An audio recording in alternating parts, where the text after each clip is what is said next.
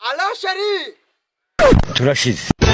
Yambi sheri shanda gukumbuye ni wabyumva. Sheri shaka data kudafite urufungo ubwo se ntabwo wambwira ko nkumbuye utanyise sha.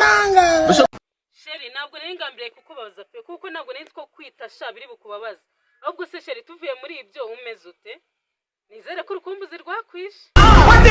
Sheri ibyo wabyorose ibyo n'urukumbuzi ko nashize. None n'inzozi zanjye zisigaye zimbesha nkarota ndi gufata kuri twa tubere twawe maze nakanguka ngakuburasha maze ngahita mbisoreza mu mashuri.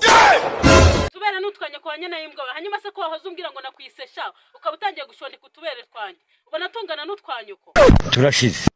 Rero uzanaga ibintu byabye mutari kumwe ako kantu ntabwo ari sawa. Hanyuma susibye kamabere ya mama yashotse wagize ngakire ngo mara mure ku mabere.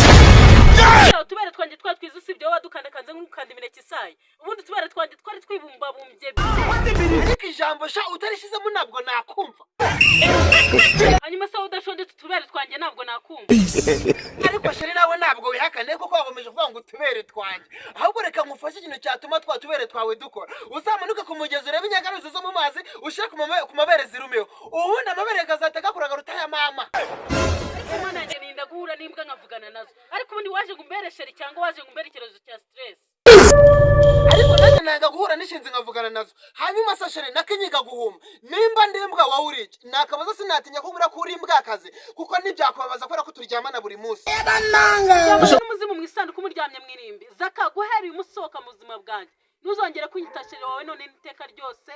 Amen.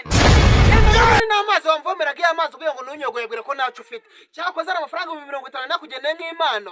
Ubwo utashaka reka nyenje kuyinywera urwanda.